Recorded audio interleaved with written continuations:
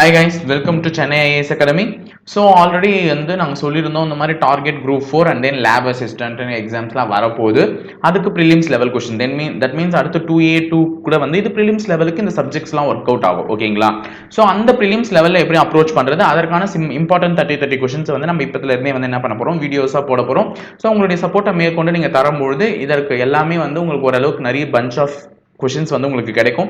So இந்த கொஷனுடைய PDF கூட நாங்கள் என்ன பண்ணியிருக்கோம், டிஸ்கிரிப்ஷன் பாக்ஸில் அட்டாச் பண்ணியிருக்கோம். ஸோ டிஸ்கிரிப்ஷன் பாக்ஸில் போயிட்டு நீங்கள் டவுன்லோட் பண்ணி ஆன்சர்ஸை வந்து என்ன பண்ணலாம், படிச்சு வச்சுக்கலாம். படிக்கிறதுக்காக இந்த மெட்டீரியல்ஸும் டவுன்லோட் பண்ணிக்கலாம்.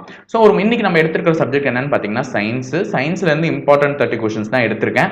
ஸோ அந்த இம்பார்ட்டன்ட் 30 கொஷின்ஸ் தான் இப்போ நம்ம பார்க்க போகிறோம். ஓகேங்களா? ஸோ டபுள் பைலிங்குவல் லாங்குவேஜில் தான் இருக்குங்க. ஸோ ஈஸியாக படிங்க, நல்லபடியாக மார்க் ஸ்கோர் பண்ண ட்ரை பண்ணுங்க. ஸோ லேப் அசிஸ்டன்ட்லாம் வரும்போது நமக்கு எது ரொம்ப முக்கியம் அப்படின்னு பார்த்தீங்கன்னா இந்த எக்ஸாம் சயின்ஸ் தான் ரொம்ப முக்கியமாக இருக்கும். ஸோ இன்னைக்கு பார்க்க போது அதனால தான் சயின்ஸ்லேருந்து 30 கொஸ்டின்ஸ் பார்க்க போகிறோம் இம்பார்ட்டண்ட்டாக. சரி, calorie is the unit of அப்படின்னு கேட்டிருக்கான். கலோரி என்பது எதனுடைய அலகு அப்படின்னு பார்த்தீங்கன்னா கலோரி என்பது வெப்பத்தினுடைய அலகு. ஓகேங்களா? உணவையும் கலோரியில சொல்லுவாங்க, அது கேலரி, இது கலோரி. ஓகேங்களா? So calorie is the unit of வந்து எதுன்னு பார்த்தீங்கன்னா வெப்பம், ஹீட். அடுத்தது எஸ்ஐ யூனிட் ஆஃப் டெம்பரேச்சர், அதாவது வெப்பநிலையினுடைய எஸ்ஐ அலகு. எப்பவுமே எல்லாமே இம்பார்ட்டன்ட் கொஸ்டின் இதெல்லாம், ஏன்னா எஸ்ஐ அலகுன்றது எப்பவுமே முக்கியம். ஸோ அதுக்கு எஸ்ஐ யூனிட் ஆஃப் டெம்பரேச்சர் வந்து பார்த்தீங்கன்னா கெல்வின். ஓகேங்களா? வெப்பநிலையினுடைய எஸ்ஐ அலகு என்ன, kelvin. Next the specific capacity of water, நீரின் தன்வெப்ப ஏற்புத்திறன். ஸோ நீரினுடைய தன்வெப்ப ஏற்புத்திறன் 4180 joule kilogram inverse kelvin inverse தான் அக்யூரேட். ஆனா இங்க வந்து நமக்கு ஏறத்தாழ இந்த இடத்துல இது மார்க் பண்ணிருக்காங்க, அது ஆக்சுவலா அது இல்லை, 4200 joule kilogram inverse kelvin inverse தான் வந்திருக்கும்.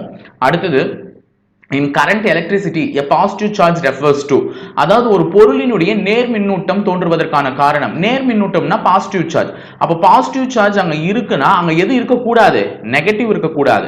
அப்ப எலக்ட்ரான்களுடைய இழப்பு, ஆப்சன்ஸ் ஆஃப் எலக்ட்ரான்ஸ் தான் பாசிட்டிவ் சார்ஜ் இருக்குதுன்றத வந்து என்ன பண்ணது, ரெஃபர் பண்ணும். ஓகேங்களா? அடுத்தது இந்தியாவில் மாறு மின்னோட்டத்தின் அதிர்வெண் என்ன? In India the frequency of alternating current, அத நம்ம வீட்டுக்கு வரக்கூடிய கரண்ட் வந்து ஏசி கரண்ட், அதனுடைய frequency என்னன்னு கேட்டிருக்காங்க. சோ நல்லா ஞாபகம் வச்சுக்கோங்க, நம்ம வீட்டுக்கு வர்றது 220 வோல்டேஜ், அதுல ஃப்ரீக்வன்சி எப்பவுமே சேஞ்ச் ஆகாது. என்னன்னு பாத்தீங்கன்னா 50 ஹெர்ட்ஸ். ஓகேங்களா? இதே வந்து வல்லரசு நாடுகளான அமெரிக்கா போன்ற அந்த நாடுகளுக்கு எவ்வளவு வோல்டேஜ்னா 110 வோல்ட், ஃப்ரீக்வன்சி என்னன்னு பாத்தீங்கன்னா 60 ஹெர்ட்ஸ். ஓகேங்களா? அடுத்தது which of the following converts electrical energy into mechanical energy, அதாவது பின்வருவனவற்றில் எது மின்னாற்றலை இயந்திர ஆற்றலாக மாற்றுகிறது? மின்னாற்றல்னா ஸ்விட்ச்மா. இங்க ஒரு ஸ்விட்சை நான் போடுறேன்னா ஒரு மோட்டார் சுத்தணும். ஓகேவா? ஒரு ஸ்விட்சை போட்டாதான் என்ன ஆகுது, மோட்டார். அதாவது உங்க வீட்டுல இப்போ மிக்சி சுத்துது, ஒரு ஸ்விட்ச் போட்டோம்னா ஸ்விட்ச் மிக்சினா சானா சுத்தமா, உள்ள இருக்கிற மோட்டார் சுத்ததுனால மிக்சி சுத்துது. அப்போ ஒரு எலக்ட்ரிக்கல் எனர்ஜியை மெக்கானிக்கல் எனர்ஜியா மாற்றக்கூடியது எதுன்னு பாத்தீங்கன்னா மோட்டார். ஓகேங்களா? அடுத்தது an electrical generator, ஜெனரேட்டர் என்ன பண்ணணும்னா, ஜெனரேட்டர் இப்படி இருக்குன்னு வச்சுக்கோங்க உங்க வீட்டுல, அதுல வந்து இந்த மாதிரி ஒரு கயிறு கட்டி இழுப்பீங்க, அப்படியே வேகமா இழுத்தீங்கன்னா இது சுத்த ஆரம்பிக்கும். இது சுத்த ஆரம்பிச்சாதான் உங்களுக்கு பவர் வந்து லைட்லாம் எரிய ஆரம்பிக்கும். கரெக்ட் தானே? அப்போ மெக்கானிக்கல் எனர்ஜிங்க நீங்க அங்க தரீங்க, உங்களுடைய இயந்திர ஆற்றல தரீங்க. இந்த இயந்திர ஆற்றல் மூலமா உங்களுக்கு என்ன ஆற்றல் வருது, பல்ப் எரியுதா, அது electrical energy. So mechanical energy converted into electrical energy. அப்போ ஒரு மின்னியற்றியானது இயந்திர ஆற்றலை மின்னாற்றலாக மாற்றுகிறது. அடுத்தது the part of the AC generator that passes the current from the armature coil to the external circuit is அப்படின்னு சொல்றாங்க. மின்னோட்டத்தை AC மின்னியற்றியின் சுருளில் இருந்து வெளிச்சுற்றுக்கு எடுத்து செல்லும் மின்னியற்றியின் பகுதி என்ன அப்படின்னு பாத்தீங்கன்னா பிரஷஸ், தூரிகைகள். ஸோ ஏசி ஜென்ரேட்டர்லாம் பார்த்துருப்பீங்க, அதில் வெளியில் இந்த மாதிரி ஒரு பிரஷஸ் இருக்கும். ஸோ அப்போ உள்ள ஜென்ரேட் ஆகக்கூடிய அந்த காயிலில் ஜென்ரேட் ஆகக்கூடிய அந்த ஆல்டர்னேட்டிங் கரண்ட்டை வெளியில் சுற்றுக்கு எடுத்துட்டு போறது எதுன்னு பார்த்தீங்கன்னா பிரஷஸ் தான், தூரிகைகள். அடுத்தது டிரான்ஸ்ஃபார்மர் ஒர்க்ஸ் ஆன், எல்லாத்துக்கும் தெருவில் தெரியும், பெரிய பெரிய டிரான்ஸ்ஃபார்மர்லாம் நின்றுட்டு இருக்கும். அந்த டிரான்ஸ்ஃபார்மர் எதுல ஒர்க் ஆகுதுன்னு பார்த்தீங்கன்னா ஏசி கரண்ட்ல மட்டும் தான் ஒர்க் ஆகும், டைரக்ட் கரண்ட்ல ஒர்க் ஆகாது. ஓகேங்களா? ஏசியில் மட்டும் தான் மின்மாற்றியானது வேலை செய்யும். ஸோ மின்மாற்றியினுடைய இன்னொரு பெரிய பலன் என்னன்னு பார்த்தீங்கன்னா step up transformer, step down டிரான்ஸ்ஃபார்மர்லாம் இருக்கும். அதாவது கொடுக்கக்கூடிய வோல்டேஜ் கம்மி பண்ணியும் தரும், கொடுக்கக்கூடிய வோல்டேஜ் அதிகப்படுத்தியும் தரும். ஓகேவா? ஆனா எக்காரணத்துக்கு ஒன்றும் ஃப்ரீக்வன்சி அதிர்வெண்ல எந்த விதமான சேஞ்சஸுமே இருக்காது. there is no change in the frequency. அடுத்தது the unit of magnetic flux density, ரொம்ப ரொம்ப ரொம்ப ரொம்ப முக்கியமான கொஸ்டின். காந்த பாய அடர்த்தியின் அலகு என்னன்னு பாத்தீங்கன்னா வெபர் பை மீட்டர் ஸ்கொயர். ரொம்ப கொஸ்டின் பேப்பர்ல கேட்ட ஒரு கொஸ்டின். ஓகேங்களா? அடுத்தது if Daubernier is related with law of triads, then Newland is related with ன்னு கேட்டிருக்கேன்.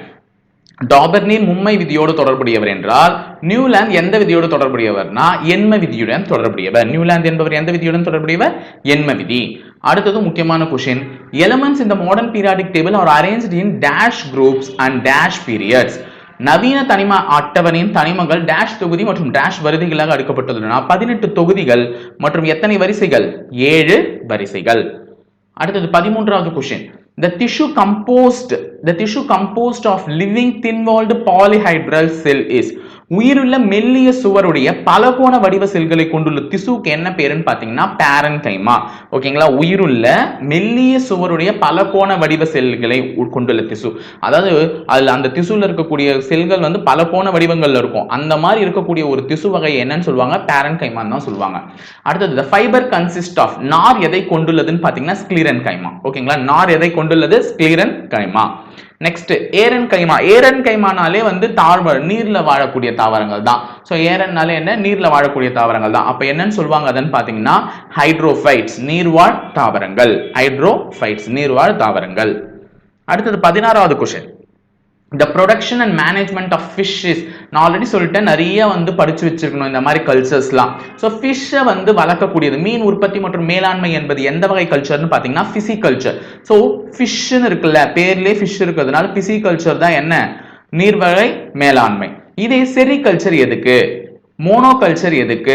அக்வா கல்ச்சர் எதுக்கு? இதெல்லாம் நீங்க என்ன பண்ண போறீங்கன்னா எனக்கு கமெண்ட் பாக்ஸ்ல கமெண்ட் பண்ண போறீங்க, மறக்காம கமெண்ட் பண்ணுங்க. அடுத்தது dash is the method of growing plants without soil. அதாவது மண் இல்லாமல் தாவரங்களை வளர்க்கக்கூடிய முறைக்கு என்ன பெயர்னு பாத்தீங்கன்னா ஹைட்ரோபோனிக்ஸ். ஹைட்ரோபோனிக்ஸ் தான் மண் இல்லாமல் தாவரங்களை வளர்க்கக்கூடிய முறை. ஓகேங்களா. அடுத்தது the symbiotic association of fungi and vascular plants. பூஞ்சைகள் மற்றும் வாஸ்குலார் தாவரங்கள் நடத்தும் கூட்டுயிர் வாழ்க்கைக்கு என்ன பெயர்னா இதுவும் ஒரு முக்கியமான கொஸ்டின் தான், மைக்கோரைசா. அதாவது symbiotic association of fungi and vascular plants வந்து என்னன்னு சொல்லுவாங்க? மைக்கோரைசா. அடுத்தது monocotyledons plant as dash root சிஸ்டம்னு கேட்டிருக்கான். ஒரு வித்திலை தாவரம் இவ்வகை வேர் தொகுப்பினை கொண்டுள்ளதுன்னா என்ன வகை வேர் தொகுப்புனா சல்லிவேர் தொகுப்பு. ஒரு வித்திலை தாவரம் என்ன வகை வேர் தொகுப்பை கொண்டுள்ளது? சல்லிவேர் தொகுப்பு. அடுத்தது சூஸ் த ரைட் ஸ்டேட்மெண்ட் கேட்டிருக்கான். தண்டானது, அதாவது சரியான கூற்றுகளை தேர்ந்தெடுக்க. இதை நான் தமிழே சொல்லிடுறேன். ஃபர்ஸ்ட், தண்டானது கிளைகள், இலைகள், மலர்கள் மற்றும் பழங்களை தாங்குகின்றன. எஸ், ஒரு மரம் இருந்துச்சுன்னா அதுல நடுவில் இருக்கிறது தான் தண்டு. இதுதான் அந்த மரத்துடைய கிளைகளையும் தாங்குது, பழங்கள், இலைகள் எல்லாத்தையுமே தாங்கக்கூடியது. அதே மாதிரி நீரையும் கனிமச்சத்தையும் மண்ணிலிருந்து உறிஞ்சுகின்றனவானா மண்ணிலிருந்து உறிஞ்சுகின்றது. தண்டு இல்ல, வேர் பகுதி தான் அதை உறிஞ்சுதே தவிர தண்டு கிடையாது.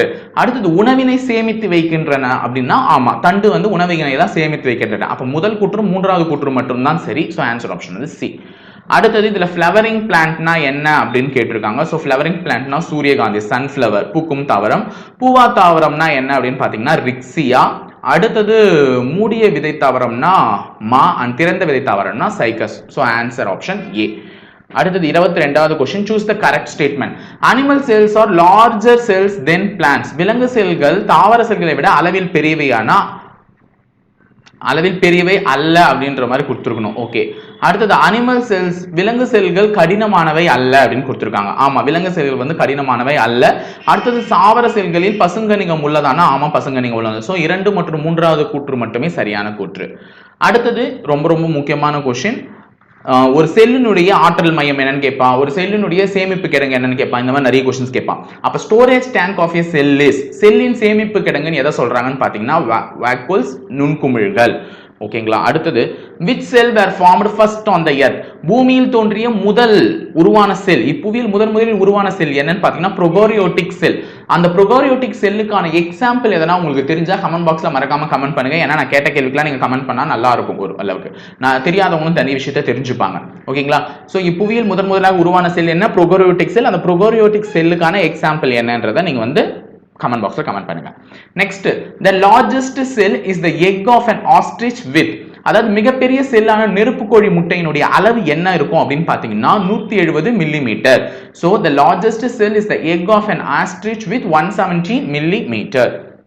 அடுத்து சூஸ் த கரெக்ட் ஸ்டேட்மெண்ட். சரியான கூற்றை தேர்ந்தெடுக்க சொல்லியிருக்கான்.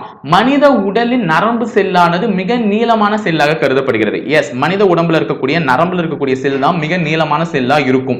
அதே மாதிரி செல்லின் அளவிற்கும் உயிரினத்திற்கும் அளவிற்கும் தொடர்பு உண்டானா இல்ல. ஒரு செல்லினுடைய அளவை பொறுத்து தான் ஒரு உயிரினத்தோட அளவு இருக்கணும்ன்ற அவசியம் கிடையவே கிடையாது. சோ ஆன்சர் ஆப்ஷன் வந்து 1 alone தான். ஓகேங்களா. அடுத்தது 27வது question, choose the correct statements. சரியான கூற்றை தேர்ந்தெடுங்கன்னு சொல்லியிருக்காங்க. வன்கட்டைகள் பூக்கும் தாவரம் ஆஞ்சியோஸ்பெர்மிலிருந்து பெறப்படுகிறதுன்னு சொல்றான். ஆஞ்சியோஸ்பெர்ம் மென்கட்டைகளையும் தருகிறதுனா இரண்டு ஸ்டேட்மெண்ட்டுமே என்ன பொறுத்தவரையும் ட்ரூவான ஒரு ஸ்டேட்மெண்ட் தான். So answer option is 1 and 2 is true. Next which is not an example of horticulture? எந்த ஒரு மலர் தோட்டக்கலைக்கே உதாரணம் அல்லன்னு பாத்தீங்கன்னா லோட்டஸ் தான். ஏன்னா தாமரை பூவை தான் நம்ம தோட்டக்கலையில வந்து என்ன பண்ண முடியாது, பயன்படுத்த முடியாது. ஏன்னா தோட்டக்கலையில தண்ணீரை வச்சிருக்கக்கூடிய பூக்களை என்ன பராமரிக்கிறது கிடையாது. ஸோ தோட்டக்கலையில பயன்படாத ஒரு பூ வந்து தாமரை. In Singapore Jurong birds park dash bird is kept and maintained அப்படின்னு கேட்டிருக்காங்க. சிங்கப்பூரில் உள்ள ஜுராங் பறவைகள் பூங்காவில் பராமரிக்கப்படும் பறவை என்ன வகையான பறவை அப்படின்னு பாத்தீங்கன்னா பென்குவின் என்ற வகையான பறவை தான். அண்டார்டிகா பிரதேசங்களில் மட்டுமே காணப்படும் அந்த பறவை வந்து சிங்கப்பூர் ஜுராங் பேர்ட்ஸ் பார்க்ல என்ன பண்றாங்க வச்சு அதுக்கான அதே சிச்சுவேஷனை கிரியேட் பண்ணி மெயின்டைன் பண்ணிட்டு இருக்காங்க. நெக்ஸ்ட் 30வது கேள்வி, இதுவும் ஒரு சரியான கூற்றை தேர்ந்தெடு கொஸ்டின் தான். ஒரு செல் உயிரினங்கள் நீரில் வாழும் தன்மை கொண்டவை. ஆமா, ஒரு செல் யூனிசெல்லுலார் ஆர்கானிசம்ஸ் ஆர் அக்வாட்டிக். நமக்கு தெரியும் எல்லாமே வந்து ஃபர்ஸ்ட் யூனிசெல்லுலார்ல இருந்தா மல்டி செல்லுலார் ஆர்கானிசம்ஸ் இப்ப போயிட்டு இருக்கு. ஸோ ஃபர்ஸ்ட் வந்தக்கூடிய அந்த ஒரு செல் உயிரினங்கள்லாம் எதுல வாழக்கூடிய தன்மை உடையவை? அக்வாட்டிக். அது வந்து நீர்ல வாழக்கூடிய தன்மை இயற்கையாகவே உடையவை. அடுத்தது they are simple and most primitive of all animals.